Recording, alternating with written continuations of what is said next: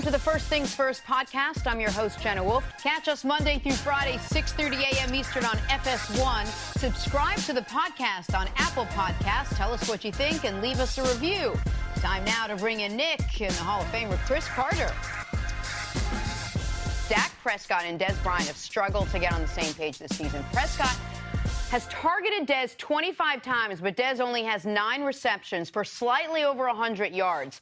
Dak Prescott said both he and Dez have to work to improve their chemistry. We just both have to be better. As I said, I've got to make better throws, give him better chances. He would say that he's got to get open more. He's got to say he's got to make those 50-50 balls. So it's early, but we definitely got to get that cleaned up and clean it up fast. Cece, I'll start with you. Of all the issues that we saw from the Cowboys last week, is chemistry between Dak Prescott and Dez Bryant one of the big ones that stood out to you? I don't think it's a problem right now because we're only 2 games into the season. We've talked about a lot of practice. That's been one of the themes ongoing in a very, very short season. But chemistry between a quarterback and a wide receiver, it's very, very different. Because there's really no excuse as far as practice time like the offensive lineman, lack of preseason games. Because as a wide receiver and a quarterback, you can get timing through the OTAs, all through the offseason. So at this point of Dez's career, because I'm going to put the responsibility on Dez because Dez is older than Dak. Year 8. He's got more experience, and he has to be more precise in what he's going to do. There's things in running routes, they're called indicators, all right? A lot of people have never even heard about, well, what are indicators? They're little movements that you make as a wide receiver before you're getting ready to make your break, which gives the quarterback a chance to anticipate. Now, you can see when they run the slant here, Dez makes a good hint or indicator. Dak puts the ball exactly where he wanted, but it's a fundamental problem. So that's not chemistry there. In the end zone, the interception there, that's chemistry. All right, because Dak was thinking he was going to do something else. So Dez has to be more consistent. Also, Scott Lanahan as a coach, he's got to be able to look at the tape and look at what they've done well over the last year in 2 games, put that in a package, and do that more often. Instead of trying to create new things to do where they would have more timing issues, look at the things that they've done well, all right, put them into the game plan, and continue to repeat those things. I believe this can be alleviated because I believe that Dez will get sharper because people are taking them out of their running game sooner than they've been able to do before. So they're going to have to rely on Dez, that intermediate and deep passing game. And Dez, Zach had a couple throws, one he threw off the field on a fade. So there's certain place that Dez wants the ball, and he's not able to get the ball there. And I think Troy Aikman, he indicated 2 games ago that Dallas misses Romo a little bit because of the big play. Because Romo would take more chances with Dez down the field with 50-50 balls, and what Romo would do was put more air on the ball. So if I look for one change, Jenna, I look for them to be able to get the ball down the field to Dez, but not be precise. Throw him a 50-50 ball, and that's a ball that the defender's not looking, but they call it 50-50 because the defender and the wide receiver, both of them have a 50-50 chance of getting it. But Dez is great at that. Before you hop in, just following up, so is the responsibility on Dak or is it on Dez when you talk about chemistry between your receiver and your quarterback? No, it's shared. And you could hear Dak. He was very, very mature about it. He said both of us. Because there have been some times that Dak, he missed Dez. Now, they're not always on film, and they're not always easily for the normal football fan to see. But in looking at the tape, you can see a couple times Zach could have been a little more precise, or there were a couple times Dez was open, but the ball went elsewhere. Right. All right, so I don't think it is. It might be shared, but that doesn't mean it's 50-50. Because Dez, the issue is, and by the way, it really is unfortunate that the 3 players on the Cowboys' names are Dez, Dak, and Zeke. That's right. Not for people on television. It doesn't make it as easy as it should be. For Dak, Dak's got pretty damn good chemistry with everyone else on this football team. Yes, so the numbers indicate it. He throws up one for every 215 passes he throws to everyone but Dez. He throws an interception. 1 for every 215. When he's targeting Dez, it's 1 for every 30. So it's 7 times more likely when targeting Dez, the ball's picked off. Now, that might be partially because he is more ambitious with throws to Dez, but it also might be the things you're talking about. Lack of technique, lack of being on the same page. Here is why this is so important, though. The Dallas Cowboys offense, as potent as it is a bunch of known quantities. You know what you are going to get from Ezekiel Elliott. Last week, notwithstanding, you know you're going to get 4.5 yards a carry, 100 yards if you give him the ball enough. You know what you're going to get from the best offensive line in football. More often than not, your quarterback's going to be clean. There's going to be at least one running lane open. You know what you're going to get from Jason Witten. Nothing spectacular. Absolutely. He's going to run the route precisely. If you need 6 yards, he's probably going to cut it off at 7. He's not going to have any 70-yard plays. Right. You know he's not going to drop a touchdown like he did last week either. Correct. Like he is. You know what you're going to get from Cole Beasley. Like that doesn't mean it's great stuff, but there are a bunch of known quantities. Cole Beasley is probably the 3rd best slot receiver in the NFL. Right. And he is limited to a degree, but he's consistent. There's no pun intended here. Dez Bryant is the X factor. Dez Bryant is the unknown quantity with this team. This team last year was one of, if not the best offense in football. Well, they weren't the best offense. That was Atlanta. But one of the best offenses in football last year. And they did it with a mediocre production from Dez Bryant really all year until the playoff game. If Dez Bryant and Dak Prescott, because I'm not going to remove all responsibility from him, can develop the rapport that Dez and Tony Romo had, that is the only way this offense goes to another level. They don't necessarily need to go to another level, but if they are, it's not going to be because Zeke gets better. He can't get much better. It's not because Witten gets younger or Beasley changes or the offensive line gets better. The one gear that is not in full throttle is the Dak and Dez relationship. So, Cece, take us behind the scenes a little bit. You have a guy that's been in the league 8 years. You have a guy that's been in the league 2 years. Is it Dez Bryant who says, you know what? Give me an hour after practice. Let's just throw that ball over and over again. Let's just stay and do it. Or does he think that because he's been doing this long enough, he knows it's going to happen for him, and it's on Dak to say, hey, listen, I think you and I need some more time together? No. Or does none of that happen? I mean, the best example is the first example. That's what normal people do. Let's take some time. Let's go after practice. There's a few throws. There's a few routes. Let's clean those things up. The only thing about that is there's no DB in man-to-man coverage. So Dak, he doesn't have the pressure that he has in the game. So if you say, what is Dez's weakness? His weakness is lack of separation. Now, people would have said the same thing about me, but I catch everything, even when I'm covered. So there's a difference. When you have a young quarterback, when the DB is matted up with you, it's different than throwing after practice against air. Because against air, if you can't beat air, we say that in the NFL. You can't play in the NFL. And the 2 interceptions that we keep playing again and again from the Denver game, the second one, if there was against air, that's a touchdown. What happened? What Aqib Talib there just out-muscled him.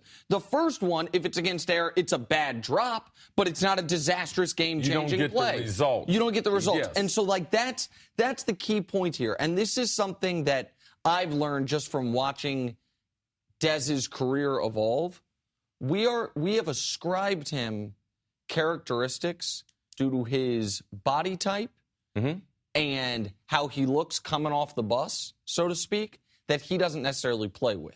You mention all the time that coming out of college, he reminded you of Michael Irvin. Not just because he went to the Dallas Cowboys, but height, weight, attitude, all physicality, yes. But he doesn't play, at least up to this point, and it's been a while, with that level of physicality.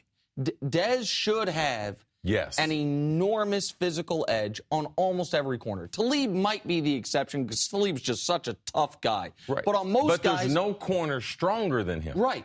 All right? So it's at least a stalemate as far as physical strength. And if you... Week in and week out. And I understand the people that if you're a viewer and you're younger than me, you don't remember Michael Irvin's heyday.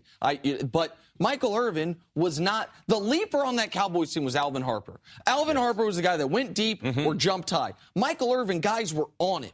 And he was just essentially offensive pass interfering every play. Like, nope, I'm going to beat you up and get it. Dez, you see him. I mean, you see the pictures behind us. He is ripped. He is as physically imposing. If you ever get a chance to see a side-by-side of Dez Bryant and A.J. Green, they won't look like they play the same sport. A.J. looked like he runs the 200-meter hurdles. Yes. And Dez Bryant looks like he could be an extraordinary athlete at anything. But he doesn't play with that level of physicality. He plays similar to how A.J. plays, but doesn't have the speed and the precision of A.J. So that's the part that's on Dez. Dez has to use his physical talents better to his advantage than he has because they're clearly there. Welcome back to First Things First. Joining us now from Boston is 5-time All-Pro and 2-time Super Bowl champ, Vince Wilfork. Hi, Vince. How you doing? I'm doing good. How about yourself? I'm great. Thank you for getting up and hanging with us this morning. I got to ask how retirement is treating you because I know 8 a.m. TV calls, probably not part of the plan when you gave up football. It is all good. Once here and there, I can live with. All right, we'll take it. Hey, let me start with this, Vince. You retired after last season. You're 35 years old. We've been talking a lot this week about Tom Brady. He's still going strong. He's 40. You played with Tom. You know him on and off the field. He says he's got another couple of years left in him. That could be 3, that could be 15. Who knows with this guy and his crazy diets? What do you think about Tom Brady and what he's got left in that tank? I think Tom is going to play as long as Tom want to play. I don't, at some point your body will fail you, but I don't see it failing him within the next 3 years. Just watch him play. And one thing about quarterback is always about footwork in the pocket and being able to throw the football. And those are two things that he still has, if not gotten better with footwork as he got older, because he dedicate more time in those areas. And as an old player, you can't do what you did when you was 10 years younger. It's things that you have to, before you could just roll out of bed and not touch your toes and just go and play a game or go to practice. But now, when you can't roll out of the bed, you kind of crank yourself out of the bed. You have to stretch and you have to do these things. So it's things you have to do differently as you get older. And I think Tom is starting to do those things, and he's been doing it for a while. And that's the one thing that keeps him above everybody else because he put in the work. He know areas that he has to attack and be better at and make sure it's on point. And, 2 of those are footwork in the pocket and his arm. And those 2 things you see on a weekly basis that he hasn't lost a step in. Vince, you have tremendous insight, not only also in Tom Brady, but Mr. Kraft. I was very fortunate able to take a trip with him and the Kraft family to Israel this offseason. Now, you have to move over in the family because he also adopted me. I know he's adopted you. But Bill Belichick, as much as there's been put out there about Bill Belichick, most of us don't know him. And the version that we get through the media, I know the people that are very, very close to him, he seems to be very different. Give us some insight into who is Bill Belichick behind the camera that we don't see.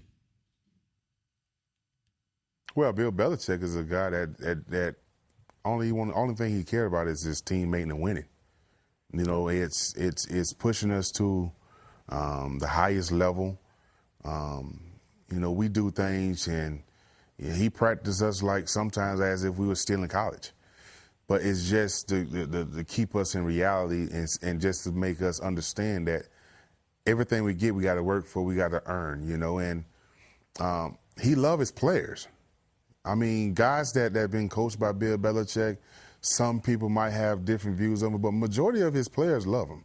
And I think I've seen Bill from the time I was a rookie up until now. I've seen him actually transform into kind of get the understand nowadays players. Everybody know Bill is old school. I thought I thought Bill would never work with tablets and iPads. I really did, because I was the same way. I'm like, look, give me my pen and pad and give me my thick pieces of paper and let me study like that. But over time, with these guys coming out of college and they getting used to stuff like that, so over time he knew he had to change to be a better coach and understand his players. And I think he'd do a great job of understanding his players individually, what they need to be the best at their position. And that's why he's successful. That's why the New England Patriots are successful up under. We talk about how he's successful, his method for going about that. You and the Patriots have had tremendous success against rookie quarterbacks. What does he do that's different than other coaches and has made him so successful going against rookies? Well, I think it all starts with a mindset, to be honest with you. It's nothing magical that I can remember doing to a rookie quarterback. You watch film from him in college just because you don't have as much footage of him in the pros. But it's a mindset. It's basically a mindset. It's going out there facing the rookie, and you don't want a rookie to beat you, plain and simple. It's nothing more than that. And just preparing well, being alert for anything, especially if you're dealing with a quarterback that's athletic or a quarterback with a big arm, understanding their strengths and weaknesses and being able to attack it. So to me, I think it's more of a mindset than anything that he can actually try to coach. Vince, you've played with a bunch of great players all over the team, all over your teams, especially on defensive lines. You played next to Richard Seymour, but you also played next to a guy who might finish his career as one of the two best 3-4 defensive ends ever, J.J. Watt. When you're lined up next to J.J., what's different about how teams are attacking or trying to defend him than other even great players you've played with? Well, at the end of the day, if you run away from him, he's gonna chase you down. If you run to him, you better have two. But as long as he draws two people and have that attention on him, it's going to always be somebody that he's clearing up. But to line up to a guy that basically is so dynamic in every snap or every play, and he can change a game, you got to tip your hat to him. I mean, just being able to play with him and be in practice with him and just see the work he does and stuff like that, it's no question of why he's that good, because he put the work in. I've been around a lot of good defensive linemen, and he's another one where every snap he's got to be accounted for. I mean, you scheme plays because of him, and offenses are afraid of him. They're scared of him. But you got to try to find ways to attack a guy like that, because you can't run all the time away from him or all the time to him. So you got to draw up different plays to try to keep him thinking and stuff like that. But his motor never stops. The Patriots are nearly a 2-touchdown favorite, biggest favorite of the weekend this weekend against the Texans. If this game ends with the Texans' victory, what will have had to happen? Turnovers and just taking advantage of missed opportunities by the Patriots. Absolutely. I think the Texans have the defense that can play with them, but you have to capitalize, and you have to steal 2 or 3 possessions. You have to, and by stealing that means turning over the ball, scoring on defense and special teams. You have to get a couple of possessions to turn things in your favor. So if they can do that, I think they'll be able to beat them. All right, people talk about your 2 Super Bowl championships. Neither of those teams was the best team you were ever on. I don't care what anyone says. The best team Vince Wilfork ever played for was the 2001 Miami Hurricanes. That is the greatest football team ever put together. I looked it up. You had 22 starters, 19 drafted. You had 20 guys that didn't start who were drafted. You had 39 guys drafted. Another few guys make rosters as undrafted free agents. Practices. Just take me back to playing with the greatest college football team ever and what it was throughout that season, or just the competition within practice. It was all about, being from Florida, Miami. I'm coming from Palm Beach. We have we had the whole state of Florida on lock with recruiting.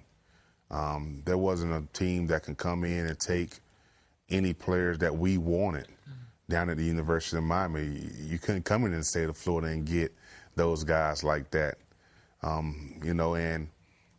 Just being able to compete and practice every day. And we would go out and we practice as if it was games. So we would scrimmage every day. We would compete every day. I mean, if it was training, I remember getting up at 5 o'clock in the morning and we would have these training sessions and we are full-fledged. I'm talking about competing left and right. It's been over and we still out there. There's arguments, it's this, I'm stronger, I'm faster. And we always pushed each other. We always pushed each other to the max. And, we love one another. We are truly family. I don't think there's any other school out there that rocked the way we rock. It was just something about being a Hurricane. And a lot of people didn't like it because we had swag and we talked a lot of crap, but we backed it up because we really didn't care about anything else but winning in the Hurricanes. And we showed that when we stepped on the field. But a lot of it came from being in state, playing against one another in high school, and then all of a sudden you're on this team together, so it's like an all-star team you're on. And we went around, the nation beating up teams in college football. So, hands down, 2001, we was bad boys. Hey, Vince, I have to say I really like your hat. I have the exact same one. Mine says kale on it, but I feel like you and I are like this, and I'm right over here. It's like the same hat. No. Let me tell you something. Only greens that get love over here is collard greens. Somehow I knew you were going to say that. I think we all sort of fell in love with Vince Wilfork watching your personality jump off the screen on Hard Knocks. A, what was your experience like with that? And B, besides the overalls, is that where you came up with the Kingsford barbecue idea? No, my thing is, I have a 100-acre ranch in Florida, and I have pictures of them, and when I work down there, that's what I wear, my overalls. If I'm baling hay or fixing something or whatever it may be, I'm in overalls. So, in Boston, I kind of didn't really get into it because the weather was just so different in Boston. I was like, I had them, but I didn't ever put them on. So now being here in Texas, I say now I can really, rock my overalls. And sure enough, Hard Knocks was there. So I was like, okay. Well, let me give, people a little taste of who I am. And, when I came in with my overalls, it was like scammer action. I mean, me playing, I always try to find a way that I can get through to my teammates. Because at the end of the day, football is fun. You're supposed to have fun playing it. And my whole career, I had fun playing football. I was passionate about it. I loved it.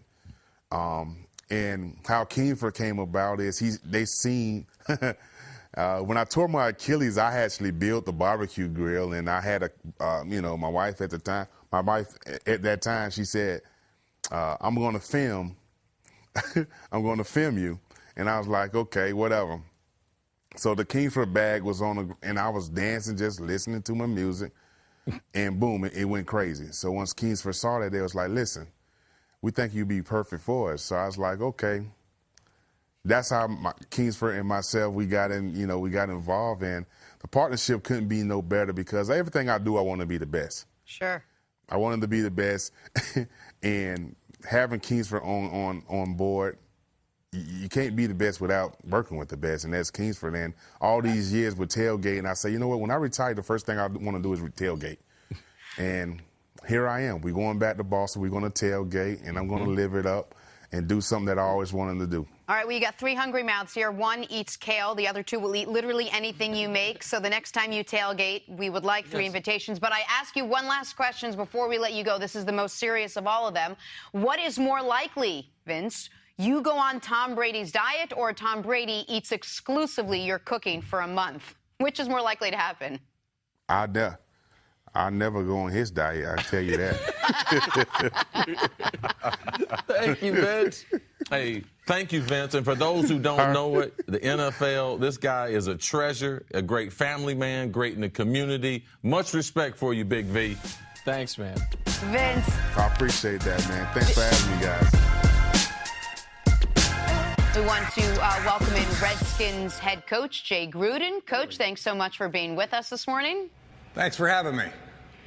Great. Coach, I want to just start, first of all, with the new restrictions on practice. Several people have compared the first month of the season to an extended preseason. Cris Carter has been behind that the whole time. 2 weeks into the year, you guys are 1-1. How would you assess your team so far? Well, we're still developing. Obviously, we're trying to create an identity for this football team. I think last week was a great step for us. We challenged our offensive linemen in a physicality realm, and they answered the bell, quite frankly, and ran the ball effectively. And defensively, we got some new players with Zach Brown and DJ Swearinger and Jonathan Allen and Terrell McClain and Stacey McGee, and they're all trying to gel and find their way together. And right now it's a process, but I like where we're headed. Coach, you talked about a lot of great players. You have one player that I'm very, very interested in his overall development. His name's Terrell Pryor. You've been with some dynamic wide receivers in Cincinnati, there in Washington. So you're used to developing them. Now, this is one of the hardest transitions that we've ever seen, going from quarterback to wide receiver. Where is Terrell's development now as a wide receiver in being your number one guy? Yeah, he's still developing, that's for sure. He's still trying to get that continuity with Kirk, and Kirk's trying to figure out how fast he is and what kind of balls he can throw to him when he can go get. So that's going to be a process that's going to continue to evolve a little bit. Terrell is still developing as a wide receiver. There's some things he does naturally that he's just a gifted athlete, and there's some things, quite frankly, he needs to work on, and we're continuing to work on that. The great thing about Terrell is he's willing to put the work in. He's willing to get coached. He wants to be the best, and he's on the right track to be one. No, there's a lot of people that when they associate me, they associate a lot of things with my older brother, Butch, professional basketball player. I got a lot of my work ethic from him. We know you have a famous brother also. You guys are from Ohio. So I got to tell you, you had to be my first coach that I brought onto my show once we launched 3 weeks ago. So thank you for that. But also the influence your brother has had on your career and how you coach currently. Yeah, he's been the main influence, quite frankly. I played in the Arena League. I coached in the Arena League, but fortunately I was able to coach 7 years with my brother in Tampa Bay and really learned everything about the outdoor game from him. X's and O's, motivation. He's a great motivator. He keeps everything fresh. He has great ideas week in and week out, formationally, motivationally. I mean, he's just a great coach, and I learned everything from him. And a lot of things we do today are things that I learned from him. So, I appreciate everything he's done for me. Great mentor, great brother, and love the heck out of him. Coach, Nick right here. This will be the last question about your brother, but jumping off what Cris said, I've seen him around his brothers to this day. They are grown men. They still, I feel like, are always about this close from wrestling around on the studio floor. The last time you and Jon actually got in a physical altercation, you were how old and who won? Well, I was a freshman in high school. I started to get a little bit bigger. Jon was a big weightlifter, and that was the last time, man. I think he picked on me a lot when I was younger, but that all ended when I hit high school. I hit puberty. I got a little stronger, got a little bigger, and it was a wrap. No more fighting for Jon because I could take him. So once you won a fight, the fight's ended is what you're telling us. That's exactly right. No more fights. Okay, all right. I love it. All right, on football, you guys obviously are in one of, if not the toughest division in the NFC. There's 6 of your games. You think at the schedule this year, and it's like, oh, what AFC division we get? Oh, the AFC West. 3 of the 4 teams are 2-0. So there's 10 of your games is against about as tough a competition as you could script out before the season. Can that be a good thing? If you can get through that type of gauntlet, can that be a team that better prepares your team for the postseason? Yeah, I think so. We have to win those games, though. Every team in the NFL, I don't care what you say, they have some talent, and it's a great challenge week in and week out. But obviously, if you look at our schedule in the AFC West, how good they're playing, and obviously our division with the Cowboys, Eagles, and Giants, very good defenses, good coaches, good quarterbacks. It's going to be a grind for us, and we understand that no matter who we play, 16 weeks, it's a grind. And I think we have the right mentality here. We got the right people in-house to handle the grind, and we just got to come out and perform and do the best we can. Coach, Giants head coach Ben McAdoo discussed the difficulty of calling his own plays as the head coach. You went back to calling plays this season. Can you talk us through some of the pros and cons of calling your own plays?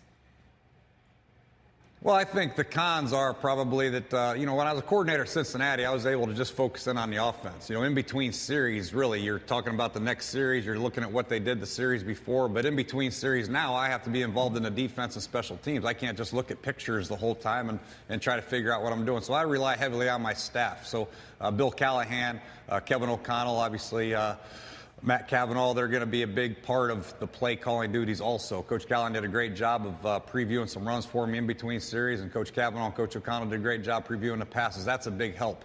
But that's the biggest challenge is in between series not being able to really focus in on the offense and what's coming up. This might sound silly, but I've always been curious. Is that the most fun part of the job? Of all the parts of your job, is actually calling plays? I'm sorry? Yeah. Oh, yeah. Calling plays is the best. I love it. I love being part of it. I love taking the fall when something doesn't go well, and I love being part of something that does go well. But ultimately, I've always said it's not about the plays, it's about the players, and they're the ones that are going to make the plays for us and make us all look good. Hey, Coach, there's been a lot of discussion about your quarterback, Kirk Cousins. He's been franchised 2 years in a row. My personal belief, I know you don't care, I think he is a franchise quarterback. I think Washington's going in the right direction when you have him under center. Assess his play after 2 weeks. I think he's done well. I think there's some plays he wish he had back, as every player on our football team, a missed tackle or a blown blocking assignment or what have you. The quarterback's no different. They have the ball every time in their hand, and they have to make the correct decisions, imperfect throws under duress. And there's some throws that he's missed, but he's made some plays also, and I think he's got a great frame of mind. Kirk's always willing to work. He's always willing to study. He's working diligently on the game plan as we speak, and he just wants to get better. He wants to be the best. He studies other quarterbacks, and he's a great guy to have around, a great leader, and we're fortunate to have him this year. Now, unfortunately for you, you're looking across the field at another great quarterback in Derek Carr. Now, what are some of the things that you've seen in him? Because I know you're like your brother. You guys love quarterbacks. So give me some of the attributes with Derek Carr that you know as a coach would make a guy dynamic. Derek is fun to watch, man. I'm telling you, he doesn't care. He gives his receivers chances. I mean, he throws the ball in spots that I would never even dream about throwing the ball, and those guys come down with it. He gets rid of the ball quick. He's accurate. He's hard to get to because he gets the ball out of his hands so quickly, and he gives his receivers a ton of opportunities to make plays, and they make plays for him. But he's got great command of the offense. You can tell he's a great leader. The players all respond to him and play well around him. And like I said, he's fun to watch. Other games, hopefully he's not fun to watch Sunday night. Sunday night, nationally televised game. Obviously, Derek Carr is the marquee player on the offense for the Raiders, the marquee player on the defense, and the guy that I imagine has stolen a few hours of sleep from you this week is Khalil Mack. When you're going up against such a dynamic, singular talent, I know you got a scheme against all 11, but without giving anything away, what are some special things you can do to make sure one guy doesn't wreck your entire game? Yes, unfortunately, he lines up on both sides of the ball. Fortunately, the left tackle we have is very, very good in Trent Williams, and Morgan Moses is playing well at right tackle. But there are some things we can do formationally and try to get some chips on him, but he does move around. He'll actually play inside from time to time over the guard. He'll play on the right side. He'll play on the left side. He's hard to just track. He doesn't line up in one spot where you can just put a tight end there and chip him on the way out or a back over there and chip him. But we will have a plan for him, get the ball out of our hands quickly, maybe some keepers, some bootlegs, and obviously chip him when we can. But ultimately, if it's 3rd down and 8 or 9, we need to get our eligibles out. Our tackle's going to have to block him. It'll be a great challenge for him, but we have faith that our guys will do good. Hey, Coach, talk to us about the health status of Jordan Reed and what you're expecting out of him Sunday night. Yeah, we'll see. I think he's a little sore. Obviously, he did some work yesterday, which was good to see, but we'll have to wait and see. I think it's going to be a game-type decision where he is. His tight end is – you can't just bring him in there and throw pass routes to him. They got to be involved in the blocking. And if he doesn't feel up to it with the strength and it's pretty sore, then we could keep him out. But, he's a tough guy, and we'll have to just monitor that come Sunday morning. Coach, finally, quickly here. John Wall or Bryce Harper? Which one? Your favorite DC athlete that's not on your team? You got to pick one. Come on. Oh, man. Cause some controversy, Coach. Wall, man. John Wall.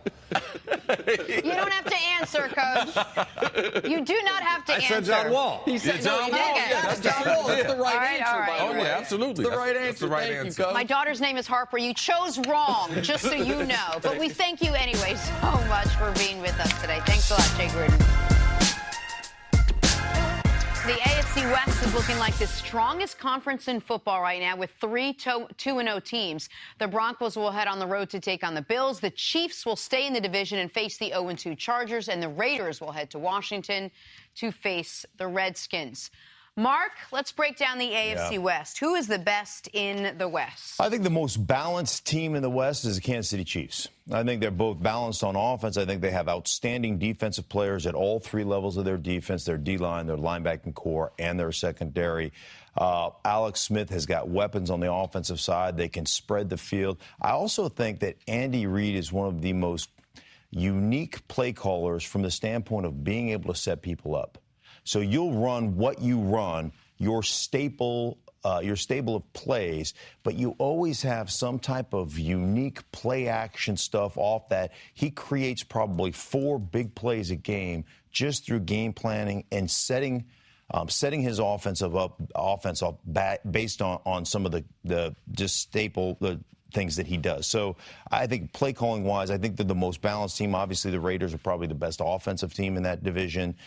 Denver's the best defensive team in that division, and I think Kansas City's the most balanced team. So I'll take Kansas City as the best in that division. Listen, Kansas City's my hometown team I grew up going to the games and rooting for, so I'm a little biased here. I agree with the most balanced part with a slight asterisk, which is if Trevor Siemian is even 80% of what he was against Dallas, that to me is the scariest team. Like, Oakland has a legit flaw.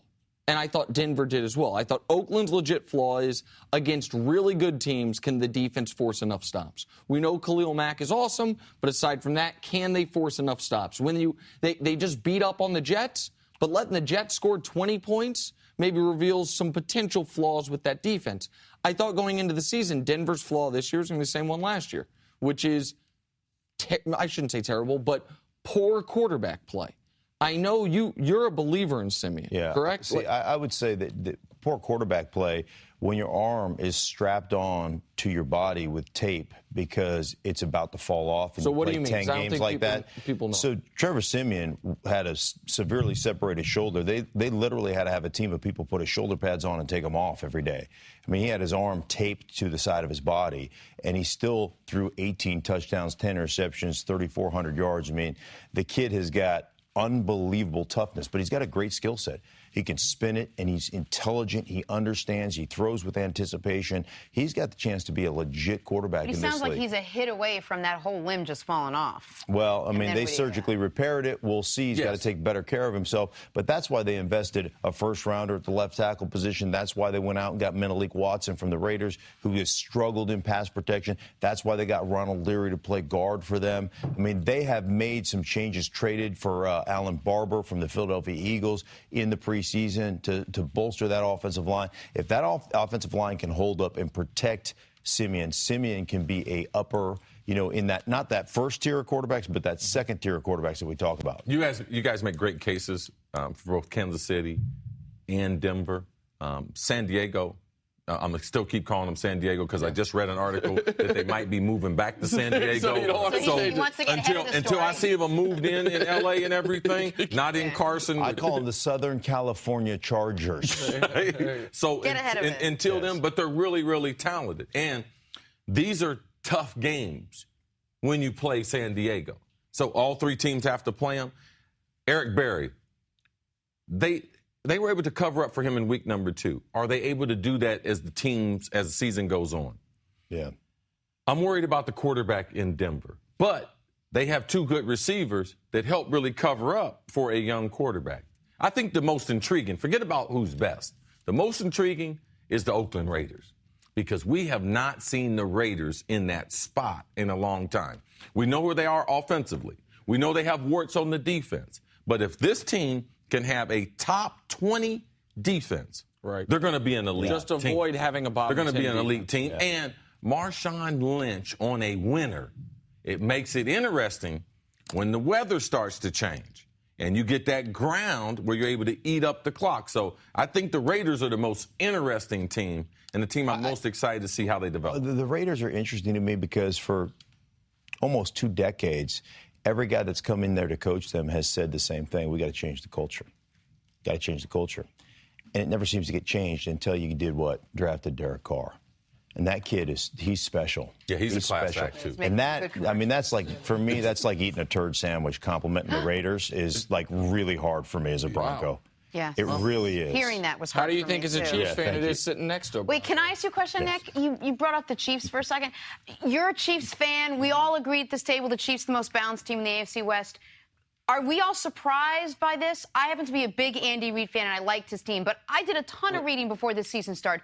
Nobody had the Chiefs anywhere near the top. So it's because of disappointment. Yeah, it's because of what they do in the playoffs. I mean, the Chiefs now, they have won 24 of their last 28 regular season games. Think about that. Wow. No one knows that. 24 that's an amazing stat. Of their last 28. Now, you're not amazing, but that's an amazing number that came out of your mouth. Thank you, CC. They, in the 2015 season, they finished the year winning 10 straight. Last year, they went 12-4, and now they're 2-0. They have been, since they started off 2015 terribly, but since week 7 of 2015, they have the best record in football by a decent margin. Better than the Patriots, better than Falcons, better than pick your favorite team. The Chiefs have the best regular season record. The reason that I think the preseason publications didn't give them credit is the same reason I didn't give them credit, is because you're not picking typically who's going to have the best regular season. You're picking teams you think that you can win a Super Bowl with. Can advance. And I know you love Andy Reid. Yes. I love Andy. I would love Andy Reid to be my coach from February 10th until January 3rd. And then if we could have someone else in that 5-week period we call the playoffs. I feel similarly about Alex Smith. Alex Smith, I love you as my quarterback. And I don't know. Will they continue to be able to throw the ball deep down the field? Right. And so that's for me. That's weapon-wise. I mean, Hill is a guy that you have to, every time you break the huddle, you got to figure out how you're going to defend that guy. Kelsey's the same way at the tight end position. They've got some matchups, and then the Kareem Hunt. Well, that's also why. That's why maybe the preseason. That's a game changer. No one knew he was going to be. Nobody thought this was him. Back in on First Things First, Mark Schlereth joining us this morning again. Hey, Mark. Good morning. Good to have you here. Yeah. We're starting with some alarming news out of the NFL being reported this morning. An autopsy revealed that former Patriots tight end Aaron Hernandez had stage 3 CTE. Doctors said it was the most severe case they had seen for anyone of Hernandez's age. He was just 24 when he stopped playing, 27 when he took his life earlier this year. A recent study found signs of the disease in 110 of 111 former NFL players. So, Cece, you played in this league for 16 years. I'm very curious to know. Well, both of you guys played in the league. I'll start with you, Cece. What is your reaction to this news when you heard it? It's frightening. It's scary. It's scary information, the unknown. Me being basically twice Aaron's age and having a number of my ex-teammates and or good friends, that being Dave Duerson, Junior Seau, Andre Waters, that have taken their life in some form or fashion. And I can't disregard the things that I've done to my body. So there was a scare yesterday, not like some of the other scares. You know, so I wonder at even such a young age, I wonder like where I am. Like I wonder like, what is my brain saying right now? And there's just, I thought about the kids that I've taught this game to. There's 11 kids right now. My son plays in the CFL, and I got a couple kids who have played 6 or 7 years. They're not playing, but I got 11 kids in the NFL right now that I've coached off one high school team, St. Thomas Aquinas. I'm talking about some great players. Geno Atkins, Giovanni Bernard, Joey Bosa, Philip Dorsett, Marcus Gilbert, James White, Bobby Hart, LaMarcus Joyner, Jake Ruddick. Like I've told these kids, I've told their parents, like, man, this is a way in life. This is a great sport for young men. For most of those kids, they couldn't have gone to college without a football scholarship. So I question myself as a coach. I question my career and what's going to happen to me. You know, so I do have concerns because I have seen people that I didn't think Junior Seau, like, it was possible that he could be hurt. Like there could be anything wrong with him like that. So I have a healthy respect for the information that's been presented. And I would say that it was not a good feeling. It didn't make me feel better about my future. But if I could do it all over again, I mean, this is what I dreamed of doing. Like, I would do what I did. I would, because I had a chance to play basketball or football. And I love football more than I love basketball. And I would do it all over again. Mm-hmm. But it is frightening. It is frightening. A man 27 with severe CTE, 110 of 111 brains that were examined of former players. Like, so to me, I would be naive to think that something potentially could be wrong with my brain. I was eloquent, and I totally respect where you're coming from. I don't spend 2 seconds worried about what's going to happen to my brain. I don't think about it ever. And I look at it from my standpoint is that if you've played football at any level, you have some sort of brain damage. You've done that to yourself. And I accept that responsibility fully. I think what we don't look at is what your lifestyle and how that contributes to the way you behave or the symptoms that you have. You're a lucid guy. You're an intelligent guy. I've been around you for a long time. I've known you for a long time. I've got a lot of friends, and I know we've all done a certain amount of brain damage to ourselves. And I've got a lot of friends who are the best husbands, the best fathers, some of the best men I've ever been around, played for a long time, and I know they've done irreparable damage. But we just look at football and say, boom, CTE, look. Yes. And I'm saying, well, what happens when your whole identity comes from being a football player? Like, my identity is not being a football player. It's being a husband. It's being a father. Those things are important to me. So when football was taken away from me, and it will be taken away from all of us, I didn't fall into depression. I looked at it as an opportunity to start the next chapter of my life.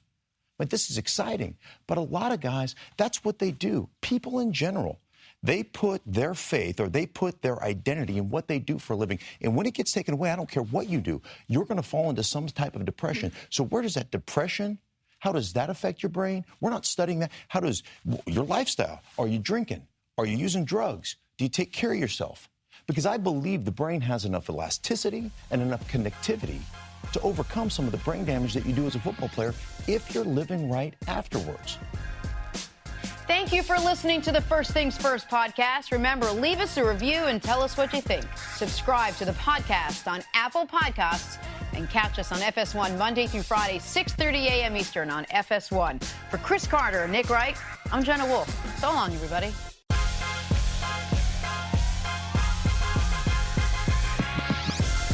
Hey, welcome to a Thursday edition of the First Things First podcast. I'm your host, Jenna Wolf. Catch us Monday through Friday, 6:30 a.m. Eastern on FS1. Subscribe to the podcast on Apple Podcasts. Tell us what you think and leave us a review. Time now to bring in Nick and the Hall of Famer Cris Carter. Let's head to the NBA. Kevin Durant is having a very strange week, and by strange, I mean he was caught tweeting negative things about his old team. This and several other off-season incidents have reportedly caused his teammates and team officials to be perplexed by the Finals MVP's off-season behavior. Nick, I ask you, should the Warriors be concerned about Durant yet? I mean, when a guy says to the national public, I haven't eaten or slept in 2 days, I think you're going to be concerned. When a guy tells the world... It's not like he got a bunch of fat stored up either. Right. Right. He can't afford Can't be hibernating. Yeah, man. He could slip down the drain. when KD tells the world that shortly after picking the Warriors, he had something of a panic attack, called his business manager, Rich Kleinman, and said, "Why did you let me bleep up my life?" When Durant tells the world he has multiple ghost social media accounts to engage in it, not to engage in debates with like other players or established members of the media, but just random anonymous kids on the internet. When Kevin Durant is posting YouTube comments trying to be like, I'm Kevin Durant and I'm just like you. Okay, well. Which is what it was. Hey, I have acne and I drink beer and I play Xbox. He is grasping for something that, despite all of his success, despite the fact that if he never played another basketball game in his life, he's one of the 25 best to ever do it. Despite the fact that he's an MVP and now a finals MVP and now a champion, there is something that is still eluding him. Yeah, that's concerning. I could see why you would be concerned, but, to me, he's still at, say, that critical juncture in his career and in his life. I don't want to, but I have to bring LeBron into this because LeBron, I've been a resident of South Florida for a long time. So when LeBron came to South Florida, and then also knowing LeBron and people close to him, that LeBron thought he was making the best decision. But he ended up having some regrets in going to Miami. Maybe the way the decision was depicted, that, and then also he became a villain. But he tried to embrace being a villain, and then after losing against Dallas, he realized, you know something? I'm not that guy. I'm going to go back to being the LeBron that I know. Like, I don't care if people hate me, but I'm not going to try to use that as fuel. And it turned him into the person that we have seen these last number of years on and off the court, which I believe is the best of LeBron. So for me, I'm concerned, but I want to see where KD goes from here, because it's not a number, a figure, but there is a thing in life that people seek. It's called happiness. And it doesn't seem like KD, with all the things that he decided he wants to do, he's playing the game that he's always loved to play. Like, I'm wondering, where does this take him? Like, when is he going to ever be happy? If not after this season, if not after this, the pinnacle of his career. Go ahead. So let's talk about the news that now maybe his organization is actually a little bit concerned about him. My feeling is, let's see what happens the first day he steps on the court to start practicing with the team. Because we've seen in the NBA other guys who've had off-the-court things, distractions, odd life directions, Dennis Rodman, Allen Iverson, like they let them have their crazy offseason, whatever you want to call it, because they all came and they showed up and they performed. Do you think we're going to be talking about this if he comes in, he's the same exact Kevin Durant that we've seen last year? Or should we be so concerned that he's going to be, right now, if I had to bet on someone to win MVP for the season, I'd bet on Durant. Like, we all know LeBron should be the guy that wins it, but LeBron doesn't win him anymore. I would bet on Durant. I think Durant's going to be awesome. So what bothers you so much about this? Because there is the concern is, Cris brought up LeBron. LeBron's first year ended with his lowest basketball point ever, and he responded positively. It followed up by his best basketball moment ever. Kevin Durant's first season ended with the new team with his highest basketball moment ever, and he responded negatively. That's concerning about Durant, the guy. And that's concerning about whether or not this type of whatever tortured soul he's dealing with, and not to overstate it, how sustainable that is. We have seen so many things this summer that were potential. That's curious. And I hate to harp on it, but the cupcake shoes followed up by the internet comment shoes, those were, what do we make of that? But then when it's followed up by, oh, yeah, and I defend myself on the internet anonymously, then it's like, okay, it snaps into focus. You are the one second-guessing your decision. You are the one wondering if you, to quote yourself, effed up your life. You are the one that is still not at peace despite all the success. And that's why the court for him does not appear to be a sanctuary, because he's not going to be better than he was last year. And you're not going to get the feeling of the first championship again. And that wasn't enough to make him at peace. The reason why you'd be concerned is because this is a special part of basketball history for Golden State. I mean, they have a rare opportunity. I mean, they could win 2, 3, 4, 5 out of 6.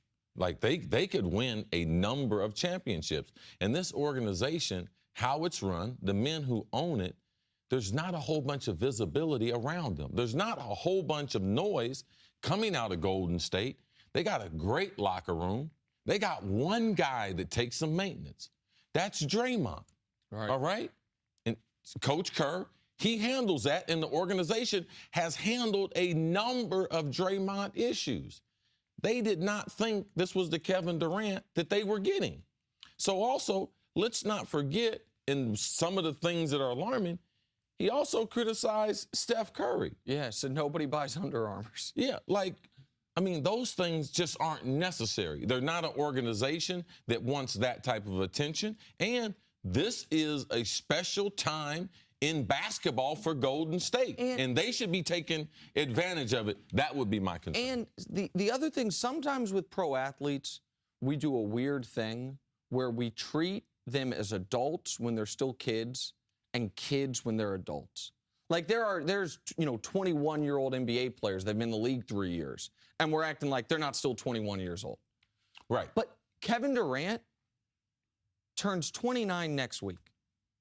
Now, 29 ain't 50, but at 29, I was married with 3 kids. You were married with 2 kids. Yeah. At 29, you're closer to being a fully formed adult than you are kid. And in most professions, that wouldn't even be a question, except professional athletes. Right. Yes. I mean, in most there is no. Like in tennis, you're retired 8 years. Sure, but there is as far as take the athletic part out of it. Like, I'm not talking about the length of your career. Just we have people that work with us that we rely on for this television show every day that are right around that age, and none of them would get away with if they. And he didn't screw up at work. I get that. The excuse of he's just a kid. Like, no. Like, you're grown now. Yeah. Like, you're about to figure out how to apply for a mortgage and get your debt in order and your credit. Like, this is, and so it is weird. And weird is the best way to put it, to see KD engaging in the type of stuff that you would expect to see from, like, the top recruit. Like a guy that's, going on, oh, yeah, I'm going to argue with you on the internet. Yeah, I'm going to defend myself. I'm going to take shots at people that I really don't want to take shots at. Like in those tweets where he took a shot, not just at his teammates, not just at Billy Donovan, but the Oklahoma City organization, an organization that coddled him and protected him, and maybe that's the other thing that we are not analyzing enough. Cece, when KD was in Oklahoma City, when they succeeded, it was Durant's credit, and when they failed, it was Russ's fault. Yes. He got criticized once, Jenna. I don't know if you remember this. Years ago in a playoff series, the Oklahoman local newspaper called him Mr. Unreliable, and they printed an apology the next day. That was his environment. Everyone hated LeBron, so everyone loved him. So maybe he just wasn't equipped for what he's had to deal with the last 11 months. Well, when he went to Texas, he was only there briefly, and they definitely protected him, because I've talked to one of the coaches that was there with him. We know what happened in OKC, and now Golden State, they didn't know what they were inheriting, and this is what they're getting. Let's start with the Dallas Cowboys quarterback, Dak Prescott. Prescott is coming off arguably one of the worst games as a pro, throwing 2 picks with passer rating of 68. Among the criticism he received for this play, former Panthers and Steelers running back D'Angelo Williams had this to say. Dak is a clock manager. Dak is not one of those guys is going to come and win football games. When you go down 14 or 21 points, that's when Dak, he can't bring you back from that. And bringing you back from that, in my opinion, means winning the football game, not making it where it looks easy or even on paper, but it didn't lose by that many. Once Dak gets down and you can't run the football anymore, you're forcing Dak to make precision throws that Dak is not really comfortable throwing. Both of you guys shaking your heads listening to that comment. Is Dak Prescott a clock manager, CC? Or just a clock manager? Well, first of all, let's go to what a clock manager is, because I think I made 8 different Pro Bowls with 5 different quarterbacks, and a couple of those were clock managers or game managers. There's a couple of different ways you can call them. And why are they called that? Is because the team is not depending on their overall arm to be able to get them big plays. Either they're going to schematically have a scheme, a perfect play against the right defense, or they're going to run the ball in obvious passing situations, so they punt. They consider punting winning, and they have an outstanding defense. So they're just trying to manage the clock because they're going to get turnovers from their defense, and their coach has them kind of on a pitch count, where we talk about Ben McAdoo. He has the big play sheet and everything. A game manager, that play sheet, it might be big, but he's only calling a certain portion of those plays. And Dak is everything but that. You know, so much respect to D'Angelo. I know he's retired. He's probably trying to cut his teeth in this business, but I've been doing this long enough to know. He just retired.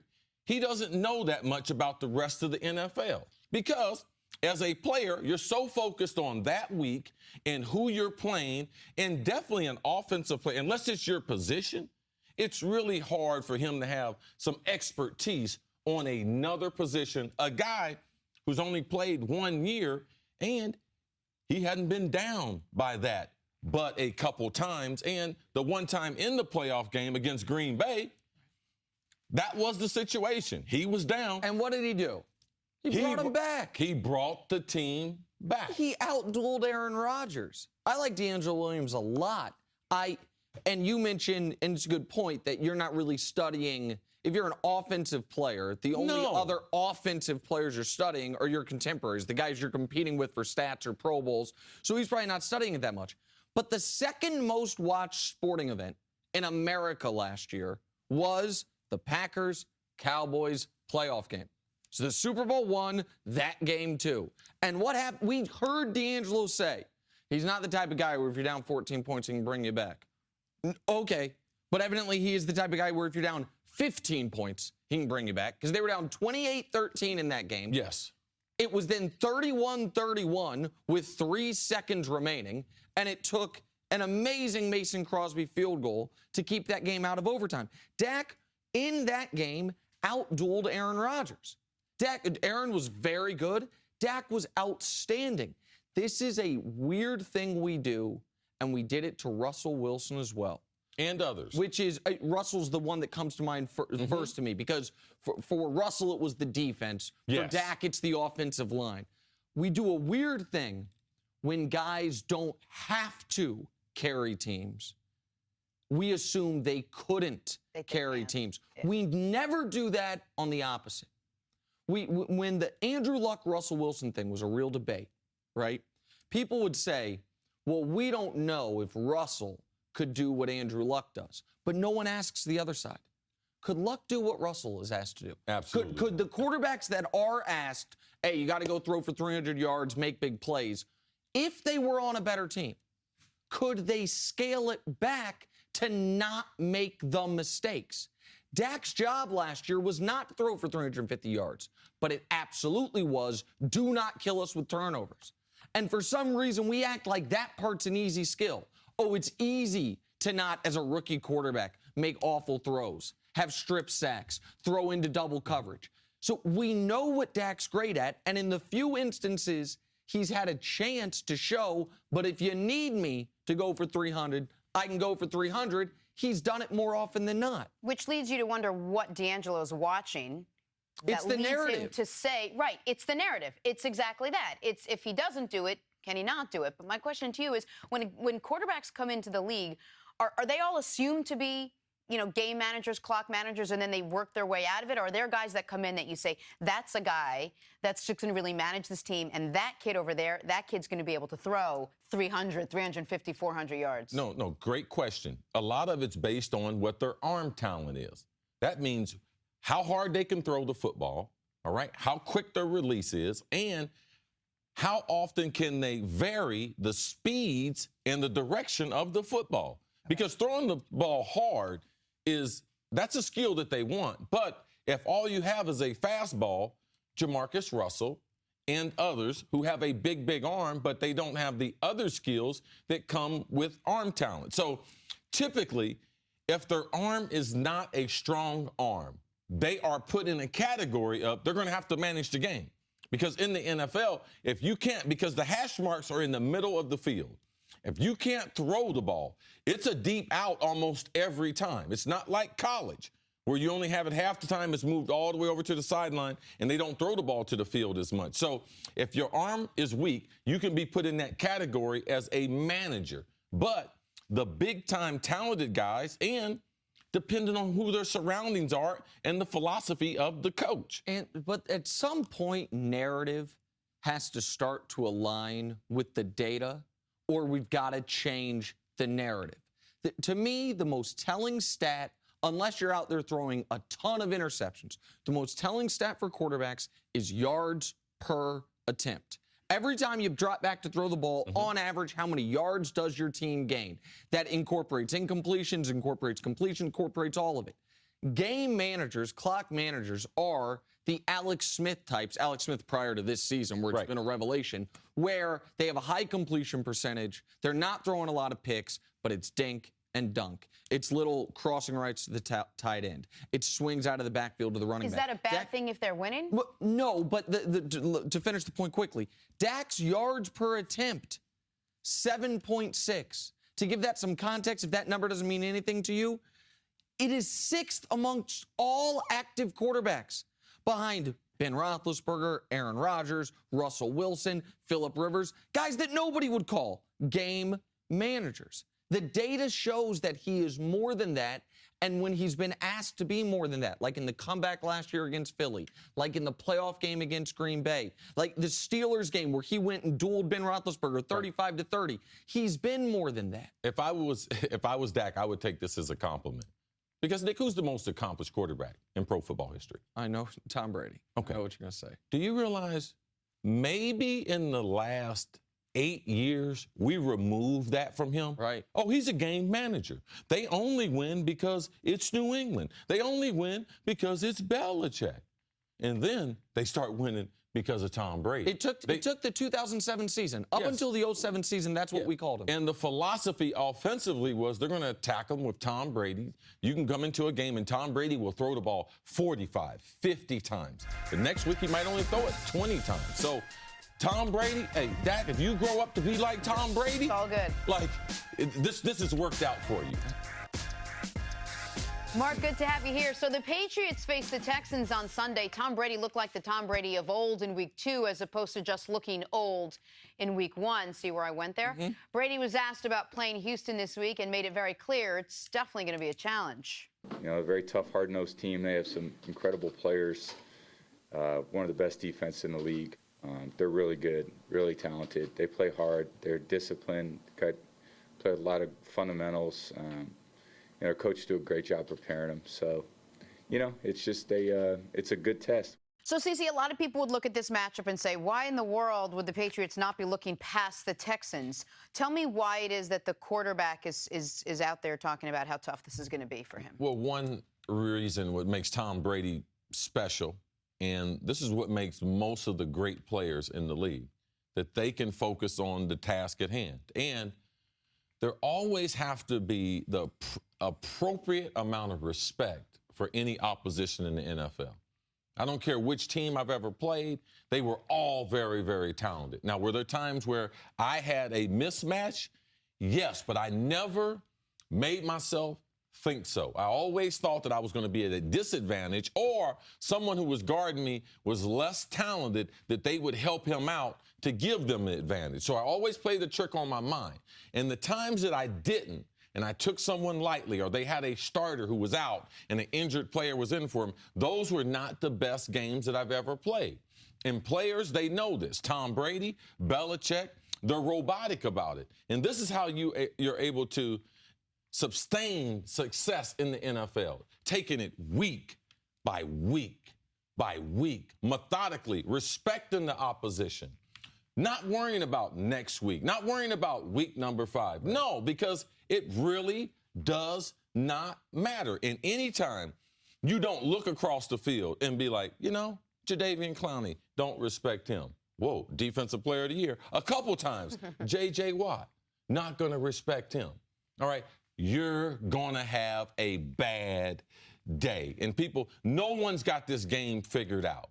You can get humiliated. Look at Dallas, what happened to them. Look what Brady, what happened to them week number 1. Drew Brees, what happened to him?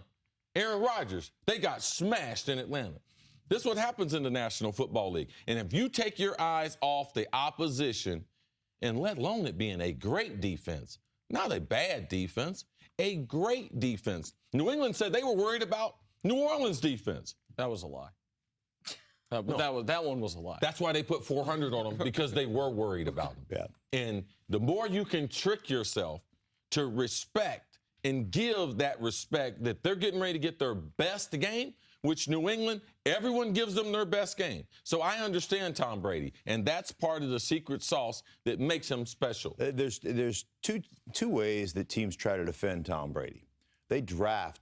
The Houston Texans will look at their defense, and they'll draft, and they'll pick players accordingly to try to say, hey, who are the best guys? Who are we going to face in the playoffs? Who are the guys that we have to be concerned with? Patriots keep knocking them out in the playoffs. Right, and it's Tom Brady, and so two ways. You've got to, in your back end, you got to have guys that can play man coverage, who can bust up them man routes, who can get up in press, knock guys off their routes, disrupt the timing of your passing game, and you've got to have guys up front. Whitney Merciless, he can flat out play. Yes. Jadeveon Clowney, he can rush the passer.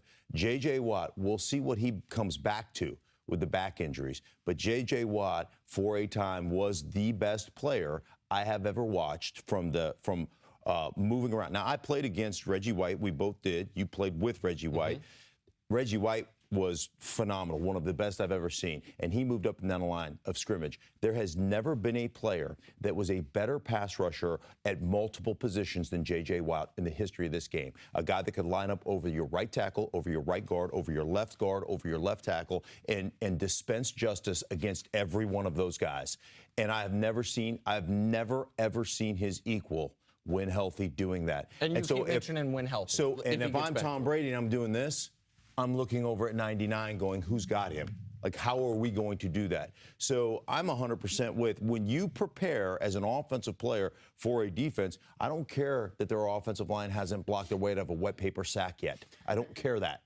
I'm looking at the guys that I have to contend with, and those guys are legitimate, and they have that closeness to Brady from where they line up that can really put a damper on his day. So, yes, of course he thinks they're great. Well, and I think part of it is what Cris is saying, which is you always want to respect your opponent, even if there's a part of your brain that's like, the Saints defense stinks. You trick yourself into believing it.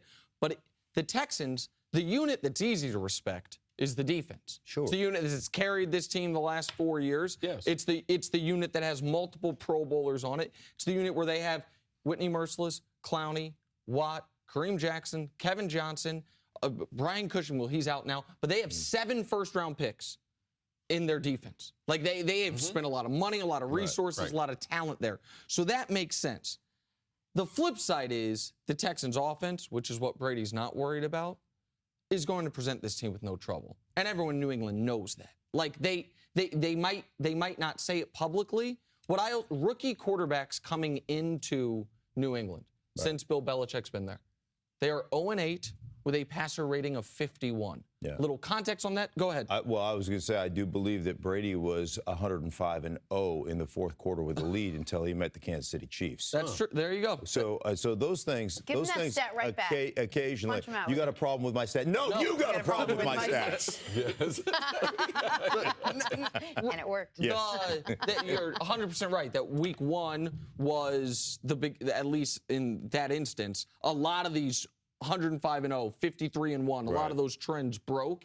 The point that I'm trying to make about Deshaun Watson and the Texans is the Texans defense is going to have to be everything Brady says it can be and more in order to keep them in this game. Okay, I know how they operate in New England.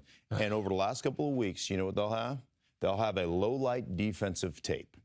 And Bill Belichick will come in there and say, this right here from week 1, that's good enough to get you beat. We couldn't defend the run. This from week 2, that's good enough to get you beat. And they'll flash up what we did poorly, and then all of a sudden they'll flash up a play that Watson did exceptionally well.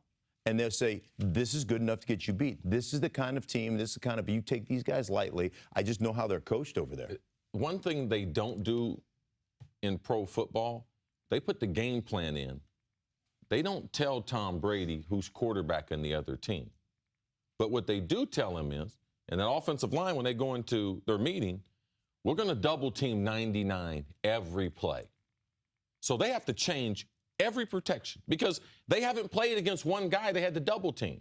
So every play, they're going to double team J.J. Watt. So now it's a numbers count, all right?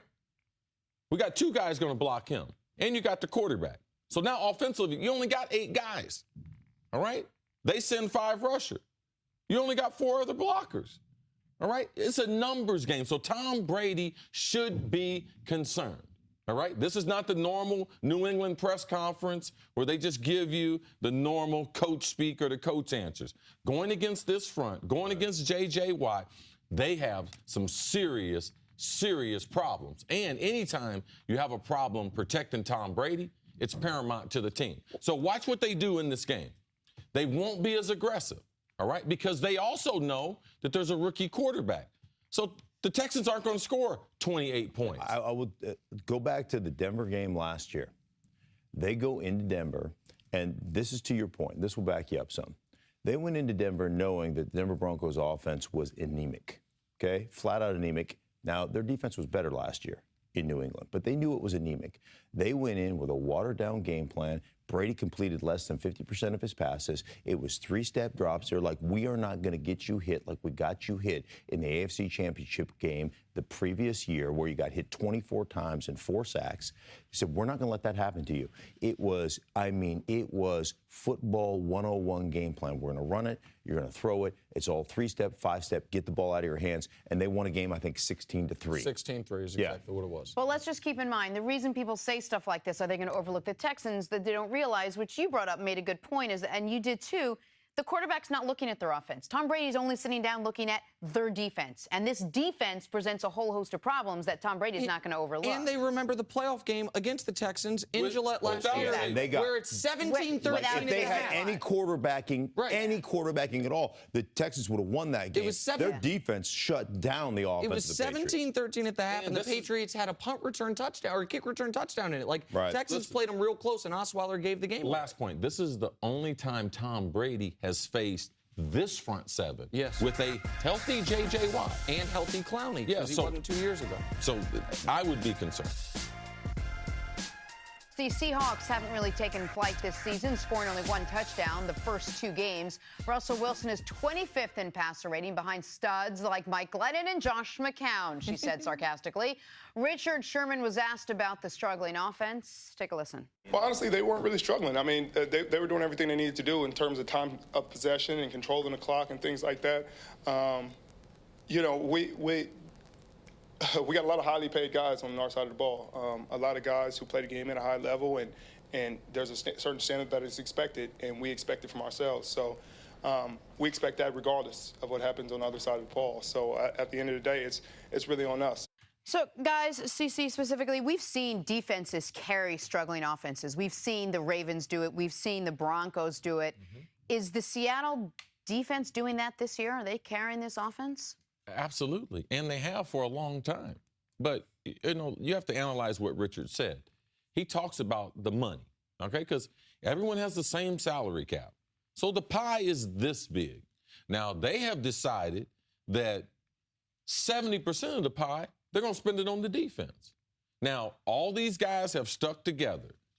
Bennett, KD Wright, KJ Wright. Sherman, Earl Thomas, Cam Chancellor. all of them have supported each other in potential contract disputes. Like, say this offseason, instead of going out and getting another offensive lineman or two, they gave Cam Chancellor an extension. Now, is that really going to help Russell Wilson, which they gave over $100 million? So they haven't done anything to protect that side of the ball. And they traded a wide receiver for Sheldon Richardson. Sheldon Richardson. I mean, yes. Why? They're going to play because they've drafted a lot of these guys, and for them to win the Super Bowl, their biggest problem is they messed up. They tricked off one Super Bowl. If they were two-time Super Bowl champ, we wouldn't even care. But for Richard, this is a constant theme, and it's constant tension, because I was on Philadelphia with Reggie White and that defense. That the only thing preventing them from winning the Super Bowl there was us, the offense. And there was some bad exchanges with them coming off the field with another turnover and telling us, hey, won't you guys finally do something with this? Yeah. So eventually it gets to you. One of the best teams to ever not win the Super Bowl, the 98 Vikings, NFL scoring record. Our defense was about 20th, 21st. There was plenty of bad exchanges after we scored 3 touchdowns. Is that enough for you? There was 2 games that season, Stink. We didn't score 30 points. You know what our record was, Stink? 15-1 the regular season. We beat, in the divisional game, we beat Arizona, and then we lost to Atlanta. Because 2 games, the only 2 games we didn't score 30 points were the only 2 games we lost. You think it's not real tension? Yes, it is real tension. But Richard knows when they get blamed, it's going to be on the defense because that's where they're spending their money. It's gotten to the point in Seattle, I think patronizing is the right word. Like my granddaughter sometimes will say, oh, it's adorable. And I think Richard Sherman looks at the offense and goes, it's adorable. Look at those guys. They try hard. It's so cute, right? They're not good. They're not good. They can't score. No, it's not their fault. Right. That's not their fault. They don't have any players. It's adorable. Look at them. Oh. And we're going to go out here and we're going to, we're going to have to choke set a people tone. out. Right. And that's where they are right now. And I think it's the only way you can look at it because it's not their fault. It's not like they're not giving effort. They spend no money. I called a game last year. Called a game in Seattle, the 49ers versus the Seahawks. They had 3 guys starting that 2 of them shouldn't have been in the league up front, and 1 of them should have been a backup that you are on penitent knee praying never has to get in the game. Please, Lord, don't let this guy go in. And those 3 guys are starting. Like, I look at that and say, good luck. We're all counting on you. Well, and that's the way they're constructed. And they don't spend money there. And you wonder if at this point it's too skewed. Like, to speak to Chris's point.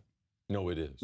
Well, and just to the actual numbers, Seattle, percent of the cap, money spent on defense, 1st in the NFL. Seattle, money spent on offense, 30th in the NFL. And keep in mind, the 2 teams beneath them aren't paying a quarterback $18 million. That's where, to me, it's skewed. We talked about the Texans earlier. If the Texans were like, listen, we're not, no matter what money we spend, we don't have a quarterback, we're not going to be able to score points, so let's just go all defense, I would get it. But once you have the quarterback, right, to have his second best player be, with respect, Doug Baldwin, and his 3rd best player be what's left of Jimmy Graham, and his best running back is Chris Carson, like that's where it gets skewed because you have the quarterback. You didn't need Sheldon Richardson. It was cool when it happened. I was like, man, how's anyone going to move the ball on these guys? Right. You don't need. They might have the 2 best safeties in football, like both of them. Right. And that's awesome when they were. But is this the plan? Is their plan? Let's just do it. Let's just make sure this defense is so good. Other Jenna, teams have won on defense. Their plan was this. Their plan was it worked. It was great when these guys were on their rookie contracts. Yes. Plan was we have kicked ass. Pardon me. We have killed it in the draft. We got Richard Sherman in the 5th round. We got guys that are on rookie contracts that are cheap. And by the way, we got our quarterback who's on a rookie contract who's cheap. We can have talent everywhere. But then they wanted to keep those guys So to keep them, now that pie is getting smaller and They smaller. have a great offensive line coach in Tom Cable, and they put it on Tommy Cable, and they say, Tommy, you listen, we're not going to give you a lot of we're not going to give you any talent. You're just going to have to coach them up. They are like from a management standpoint, they're like a toddler that's in one of those jumpy ball toy pins. I know exactly what you're talking about. And they want to hold every ball. And you're only so big. You only have so many, and you're holding like 7 balls, and you're trying to get that 8th one. And so you're trying to balance, and you reach down, and you pick one up, and then one falls out, and you're like, oh, wait, let me try to get, like that's their defensive players. They're just like, oh, they're collecting balls right now. Like, oh, there's a red one, there's a yellow one, there's a blue one, there's a green one. Oh, all the balls, I cannot wait. That's what they're doing. Like, meanwhile, offensively, they're not putting any balls in the Their big move this offseason was they signed Eddie Lacy. Right. But the thing about it was, Eddie Lacy, even though he looks like an offensive lineman, he's supposed to be a running back. This will make you so happy. This year, Seattle and last year, dead last in the NFL in spending on the offensive line. The year they won the Super Bowl, most in the NFL in spending on the offensive line. 2-time Super Bowl champ and Giants radio analyst Carl Banks is here with us for more. Hey, Carl, how are you? Good. So we are going to get ready to discuss probably the game of the... Did you hit me under the table on purpose? You really took my kneecap out. Stuck. You You just took my kneecap and pushed it to the other side. To say the Giants are off to a disappointing start would be an understatement, and things aren't about to get any easier. Odell Beckham Jr. is still limited in practice, and now rookie tight end Evan Ingram is in the concussion protocol. And now they get the Eagles in Philadelphia. Carl, not looking great. But what do you think how do you think the Giants will show up on Sunday? Well, they've got to show up for sure. They got to get off that bus and they got to take the field. The key for the Giants right now is what Coach Parcells used to call circle the wagons. It's got to be complementary football. You know what you're not. You know where your strengths lie. You've got to be able to complement each other. Now, that said, the coach said that he's open to making adjustments. That means his offense has got to do some different things to protect the quarterback. Yes. That's the most valuable asset you have. But there's no rule that says if your offense goes 3 and out, that your defense can't do the same. They're not playing complementary football right now, in my opinion. And people have, in a sense, absolved the defense because the offense has been so bad. Well, they are supposed to be, and I think they are, this highly talented, really, really good defense, but they can't get off the field. So their time of possession, the opposing offense's time of possession is way up, and it limits the opportunities for the offense to get on track, the Giants. So I'm saying, and I'm sure that's what's going on in that building, defense, you got to step it up. You're the strength of our team. You better do more to get this offense back on the field. Right. And they're not. They can't get 3 and outs. They go 1 or 2 series where teams don't even see don't see a third down. First down, 6 yards. Second down, 5 yards. They miss tackles. So they've got to do their part. I think they will. It's got to be complementary football. And I was talking to Cris. I think Coach McAdoo is a football guy first. He understands this game. He has a system that's a West Coast offense. It's not, right now, the quarterback in this offensive line is not allowing them to execute the way that they want.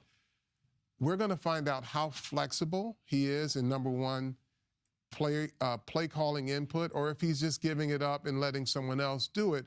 But they know what's not working. He hasn't decided yet that, has he? I don't know. I haven't talked to them, and they don't let me in those meetings. So, but I do know that he's a football guy, and he's a smart guy. So I'm pretty confident he'll do what it takes to at least protect this quarterback. Sure. For football fans out there, with West Coast offense, the best way to look at it is they're only going to use 5 offensive linemen, all right, to block how many other guys they have coming.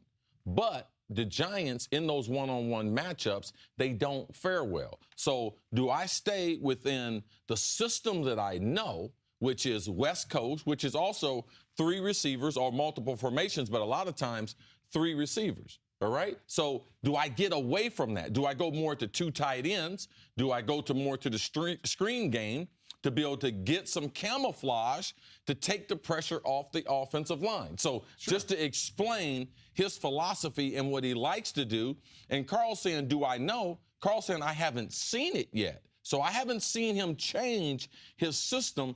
Now, he did question now, I might have to look at changes. Now, him based on being in a number of different systems, that's what's important to Philadelphia. They need an offensive identity. So when they come out against Philadelphia, what formations are they in? Are they dominating a 2 tight end set? Are they trying to do the 3 receiver set because they have Sterling, they have Shepard, the young guy, they have Odell. How healthy is he? And Brandon Marshall. Like, what are they going to do with him? So those are the things immediately in this weekend's game that we must see. And here's the thing about it. The Philadelphia Eagles, they have some issues on the back end. Yes. Right? So how do you get to them? It's like having a neighbor, right, who has a lot of jewelry and a pot of gold, and she walks out of her house and she leaves it right on the living room table. Come and get it. It's yours. You got to get by my Dobermans. That's what the Giants have got to do. They've got to figure out how to protect the quarterback because Philadelphia, they've got Rottweilers and Dobermans. Brandon Graham, Fletcher Cox. If you want that pot of gold, you got to get they have a nice security system. No, they're front of their team, the D-line. I mean, I'm thinking Seattle is on the list. There's a few other teams you would put up there. But Philadelphia is in the discussion for the best defensive line in football. And they create chaos. They probably have, of every team in the league, the best combination of defensive and offensive line. Sure. That's where their team is built. Sure. They have one of the 5 best offensive lines in the league and one of the 5 best defensive lines in the league, which is good for Philly because the rest of the team is not that impressive. Okay. This is going to be, you mentioned the Giants' defense not looking like it did last year thus far. This is going to be far and away the worst quarterback they've faced. Giants have gone against Dak Prescott. He's one of the 10 best quarterbacks in the league. Matt Stafford. CC thinks he's one of the 10 best quarterbacks in the league. I didn't say 10 best. Okay, sorry. But he's worth the contract that he Okay, Stop hating on him about his money. Okay, I'm not hating on him about his money, but that's not the point. Carson Wentz is not that guy.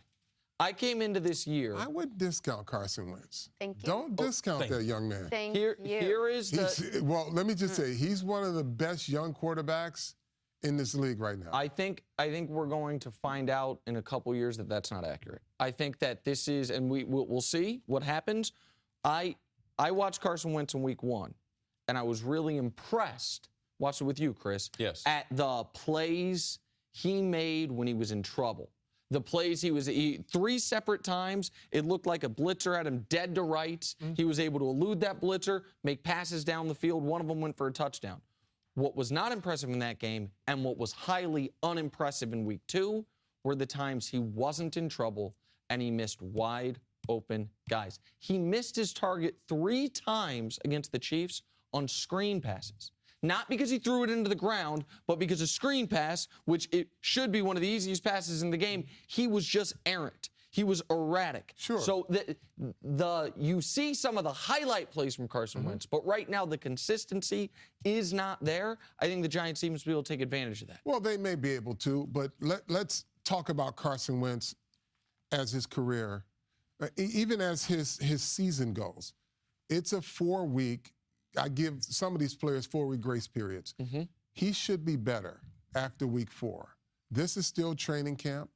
And then all his skilled players are new. Right. I think Carson Wentz is one of the great young talents in the league. I agree. Now, and it's not based on everything I've seen, all right? He's a better athlete, all right? He's got a big-time arm, and I believe that he'll be coached up the right way. Last year, I mean, the wide receivers led the NFL in drops, all right? So he didn't get a lot of help. So for me, this is a huge game for the Giants. It's a huge game for their defense because they need to create the turnover edge because that offense cannot beat the Eagles with them having no turnovers. If they don't get that offense, the ball on a short field or get them 2 or 3 turnovers, the Giants are going to start the season 0-3. The flip side to starting the season 0-3, I apologize, Jenna, is they win this game, they're 1-2.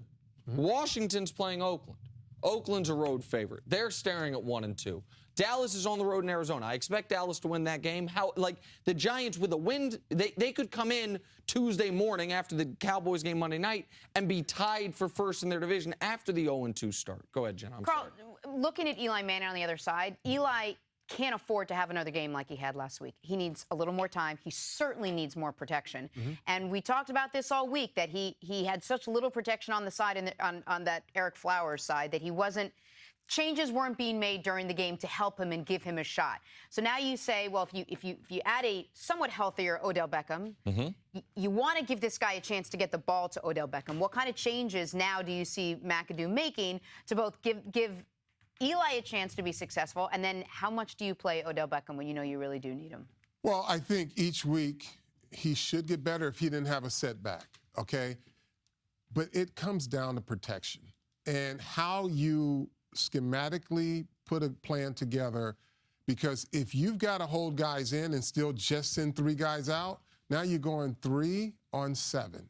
If they rush 4, and they can cover your 3 guys. So you've got to be able to do some different things formation-wise, and it may not be your 11 personnel anymore. It may be 2 tight end sets. They've got Evan Ingram, he's a willing participant as a blocker. Rhett Ellison is a blocker. You can get some guys, you can start to do some different things, and if they can run the football. Why did he do that last week, or try to? Well, he tried. They didn't have a lot of possessions, to be honest with you, and once you get behind, they want to try to chase points, and they just didn't have the opportunity. They couldn't run it, number one. They couldn't pass it. They couldn't protect the passer. So it was broken. Let's just call it for what it is. I look for the Giants to play more 2 tight ends. I look for them to play more 2 backs, but also look for them to play 2 wide receiver sets. Also, put both wide receivers on one side. Go maximum protection, all right? Give Eli the time, all right? Even if you have to go play action. Play action is the best pass protection available. It makes it simpler for Eli, and people's like, well, at this point of his career, do you need to make it simpler? No, you need to make it simpler for the offensive line and give them some help, because Eli can't do his job unless they have a great outing. And this is the best defensive line that poor offensive line has faced. Correct. They lead the NFC, the Eagles do, with 8 sacks. The defensive line would lead the NFC in sacks by itself with 7 of them. And you're going up against an offensive line that just got dominated. But a Lions D-line that has one great player in Ziggy Ansah, but the rest of the guys are not guys you consider they're complementary players. Yes. However, let me add one thing before we move on. I said that I tried to do this on Thursdays. Give America, as we did last week, a winner. If you can get yourself to Vegas, if you're watching from Vegas, your bet of the week last week was the Buffalo Bills +8. That's a cover. That's a winner. This week, the New York Giants getting 6.5 in Philadelphia. There is your Knicks pick for the week. It's a new segment I just created myself. We need to get There's no animation, no anything. There it is. There it is. I think the Giants are going to win the game, but don't bet them to win the game. Just take the 6 points. I think Giants win the game. Get back. Carl, I'll be at the game. All right, I'll see you. Thanks for inviting me. Appreciate that. I will be betting the game. Thank you for listening to the First Things First podcast. Remember, leave us a review and tell us what you think. Subscribe to the podcast on Apple Podcasts and catch us on FS1 Monday through Friday, 6:30 a.m. Eastern on FS1. For Cris Carter and Nick Wright, I'm Jenna Wolf. So long, everybody.